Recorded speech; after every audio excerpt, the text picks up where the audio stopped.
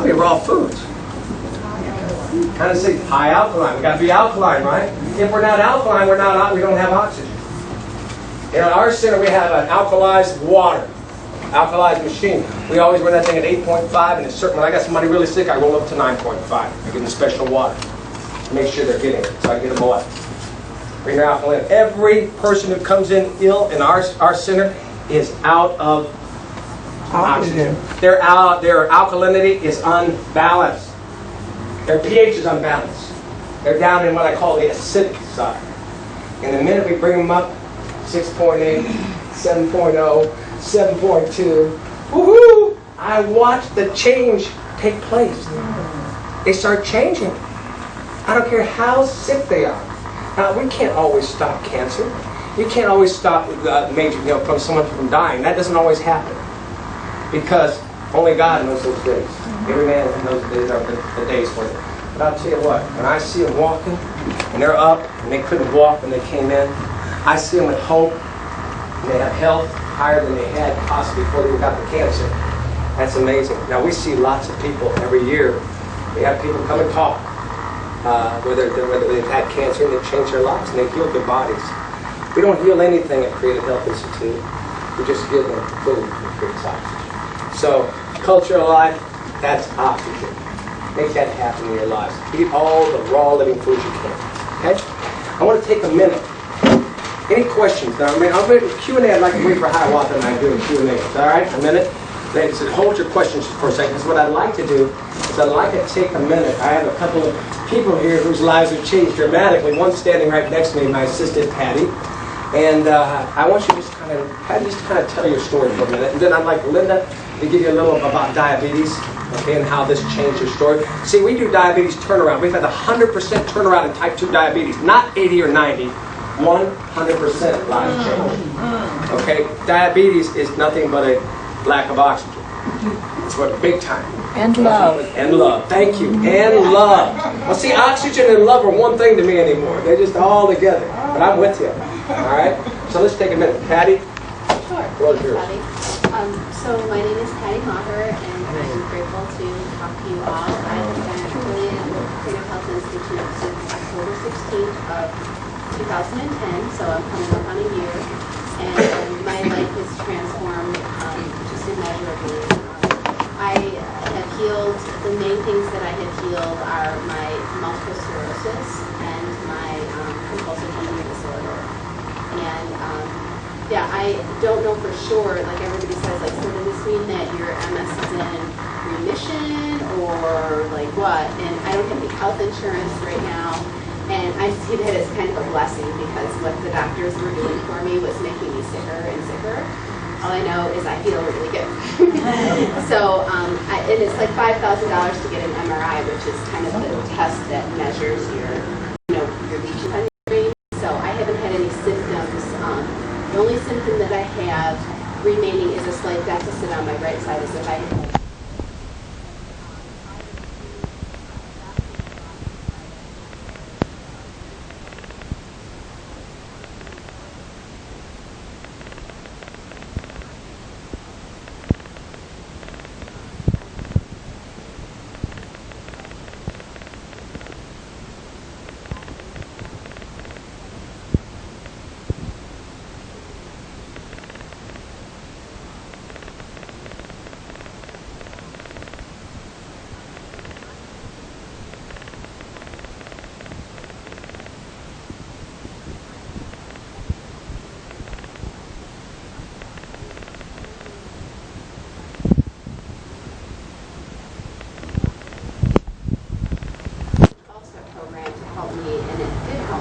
taught me a lot of tools, and I got back down to a healthy weight. And not only that, but I went through many days when I wasn't, binging or restricting. That was my life story. Was I was binging, I was restricting. I was binging, I was restricting.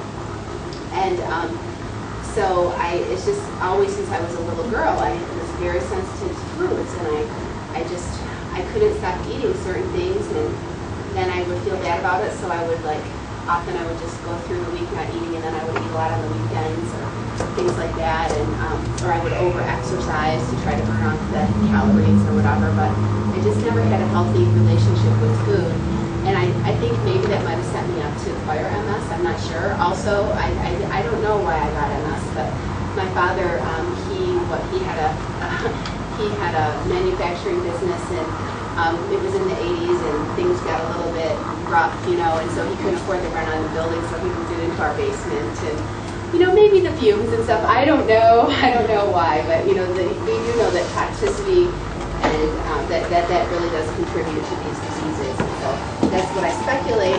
But all I know is that prior to being diagnosed with MS and having any kind of major problems, I had been really I've been very fit. I had lost this weight.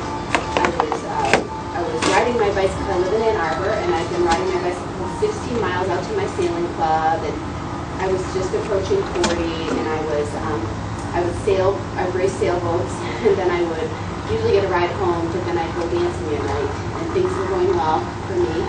And then I was a workaholic too. I was a journalist, and then I lost my job, and it freaked me out because I just was really invested in that. I freaked out, and I started smoking that summer, not knowing what I was going to do next, because all of a sudden there was no journalism job. It was just at the start of the recession. So I was freaking out. So I was sitting around smoking a lot, trying to solve everything. What am I going to do? And just had nervous. But I started having these anxiety attacks prior to this time. I started having a lot of problems with anxiety, and also some sudden fatigue. And I would have I had started having urinary incontinence. And it wasn't it would just happen, and then I would go to the urologist and would say no, there's nothing wrong. So I was thinking it's all in my head, which is really common for MS, is that you have these strange neurological symptoms like anxiety attacks, urinary incontinence, things like this that will come on, and then they'll go away, and then you go to the doctor and they'll be like, no. So anyway, then once I lost the job and I'm sitting there smoking all summer long, I had a major attack, and I had no health insurance at this time. And this side of my body was so paralyzed for about 3 weeks that if I was going up a step, I would have to lift my leg up. I couldn't ride my bicycle. I wouldn't have been able to pedal. I was dragging, I'd go to see my friends, and I was dragging my foot literally like this. It was really, really bad. Most of the symptoms vanished after about 3 weeks. But then what happened is I still had this little bit of a deficit, which I still have today.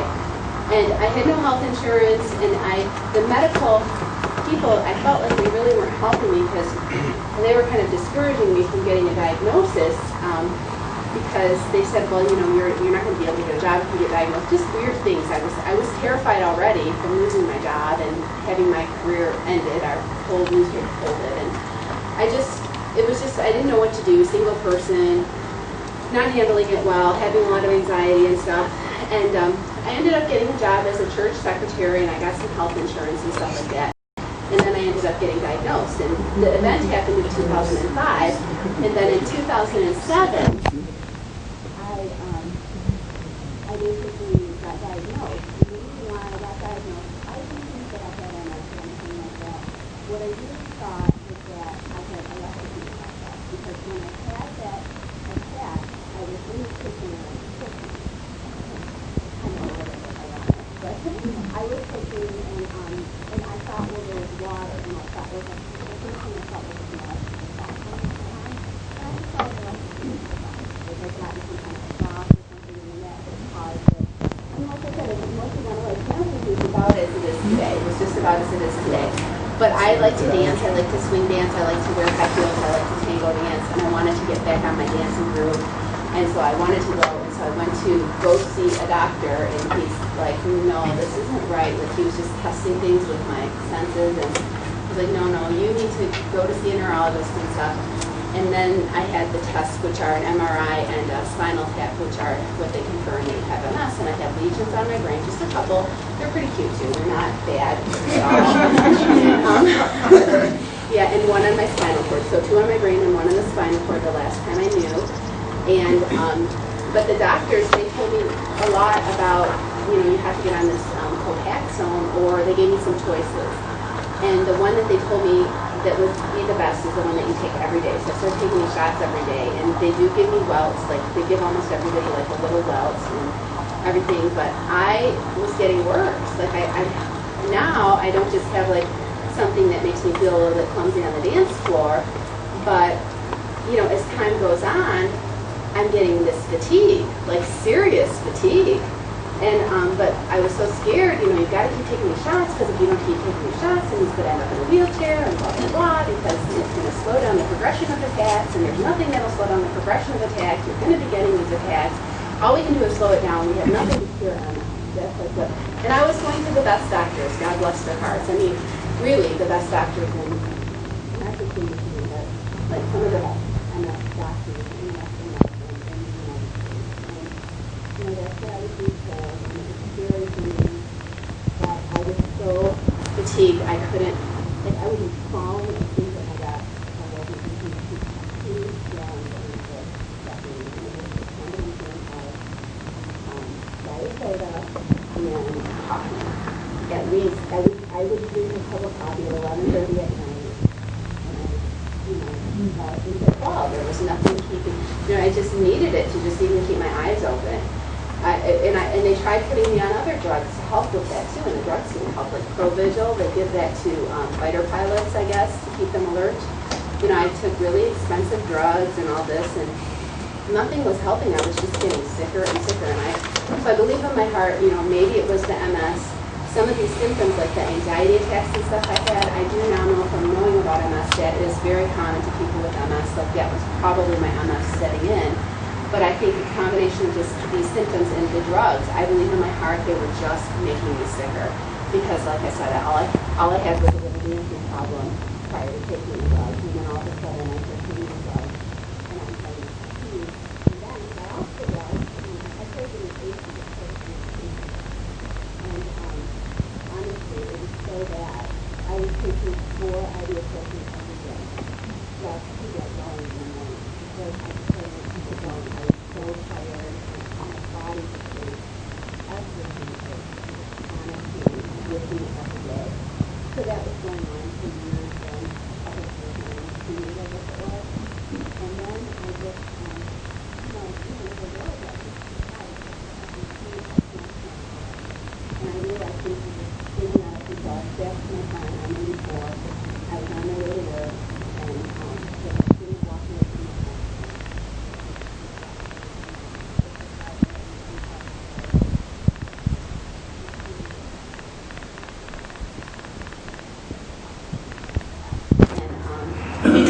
Incidentally, an aside, a priest friend of mine had like put so much holy water on that car and blessed it for me. You know, but yeah, it's true. But the bottom line is that then I just, you know, I walked away from that and I just started to pray, and I was upset because I went to go get my insurance and stuff, and well, you know what? I hadn't paid my insurance. I had not paid my insurance, so there's a $10,000 vehicle that I need to keep paying for 5 years. Everyone in my family, God love my family. I love my family. I'm the baby of 7. I'm 45. I'm still the baby of 7.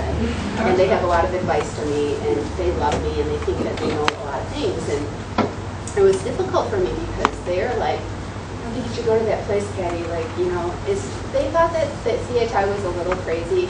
But worse than that, they think I'm a little crazy. And, you know, they were just like, well, really, you need to move back with your dad and say, you know, and he's a chain smoker. God love my dad. He's the healthiest 81-year-old chain smoker that I know. And he is really sweet, and he can beat me at Scrabble still. So, but the thing of it is that like I knew that wouldn't be a healthy place for me because he is a compulsive eater too, and there's all kinds of junk food around and a lot of smoking. But my family's idea was I could move in with him, and then I could work at Macy's, and I could somehow pay off the $10,000. And I was like, it's just not going to work. It's not going to work. So I ended up being in prayer over it, and I just got a clear vision to come to CHI.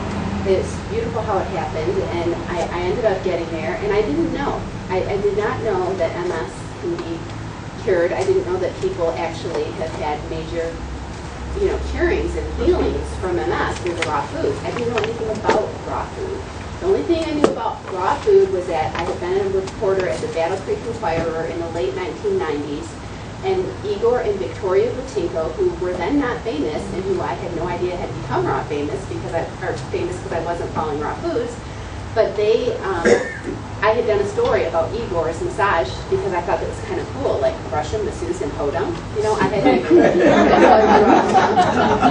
podunk, and so I went there and I got like the best massage of my life, and I went back to the office. I was smiling for 3 weeks, and anyway, but that's another aside. Sorry, I'm a little tangential, but the bottom line is that Victoria, God love her, had given me Anne Wigmore's book, Why Suffer? And I didn't read it. I thought they were a little crazy. I thought they were sweet. I loved them. Actually, had them over and stuff for like a bonfire, and just loved to talk to them. But I didn't want to do the raw food thing. I thought, you know, no. I liked the ice cream though. She did bring me. Yeah, I liked the ice cream. You know, I was all about ice cream. But you know, the rest of it, no. But anyway, but then like that was one of the things when I was in this period of prayer was I found that book, and it was, you know, been like 15 years earlier or something that Victoria had given me this book, and I was like, well maybe like, because what God had given me in my mind that my family wasn't responding to was put health before economics. Because ever since I had lost my job, I had just been like a hamster spinning on a wheel, trying to get back on my feet financially in a recession when the career path that I had done, the only thing I really knew how to do, ask Bobby, I'm a terrible secretary, really bad. You know, the only thing I knew how to do was now gone, and like I couldn't make a living anymore, and plus I'm having these health issues, and I have no health insurance again because I lost the job at the church because, like I said, I wasn't a good secretary. I mean, even the church wouldn't have it. I know. So then, you know, God bless Bobby, and God bless Victoria Vitico and Andrew for writing the book, and for giving the book, and for him, like, having CHI there, and for me getting to go, because it was wonderful. It was a miracle. My life is transformed. I'm better than I was before. I think maybe not quite better than before, because that was really, I was pretty tough. I mean, I was racing sailboats. It's just because my life has been so hectic, I haven't had the leisure time to do all that, but really, I feel better because I don't have the anxiety attacks. I don't have any anxiety attacks. I haven't had a single anxiety attack since going raw. I don't have the fatigue, no fatigue. I was telling Bobby last night I was sitting up with Lori and Diane, who are both very healthy. They've been doing raw for a long time. And they were like saying they're tired, and I had just worked like 12 hours or something, and I'm like, shit. Don't tell them they have to work that long. You don't. Yes, you do. But it's fun. I mean, it's fun because we talk a lot while we work, right? So, and we eat a lot too. No, that's another thing. Like I had lost, like I lost 60 pounds. Wow. Yeah. And what? I won't Photoshop your picture. Yeah. That was so funny because I gained the weight suddenly, like at the end of my rope, like right before I like decided to come here. I had suddenly gained 50 pounds in 6 months because I tried to become an athletic salesman. Like, God love athletic. I didn't try to be sales either. No secretarial, no sales. 100% commission, right? You know? No, I don't have any warm market. Like I don't have like people that have businesses. It just wasn't working, and I kept trying to make it work, and you know, it wasn't working, and I can be that way. I can dig in and think I'm going to make something work, and I was doing that, and I was stressing myself out, and I just adopted the $1 menu meal because it's what I could afford. It's like that movie Super Size Me, except that there was no like supersizing. I was just eating off the $1 menu, the chicken things, and then the oatmeal cookies, pretty much what I lived on, and Kraft macaroni and cheese.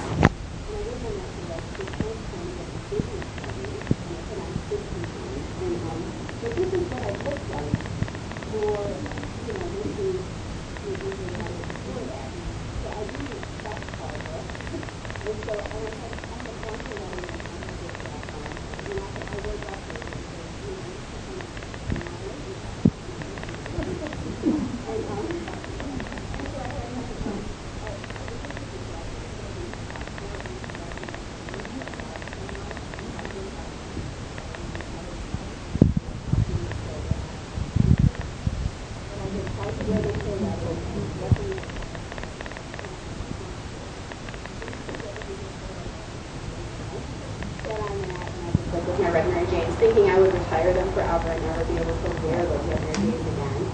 And then the pictures came back and I was sad. I don't know if you've ever had that happen.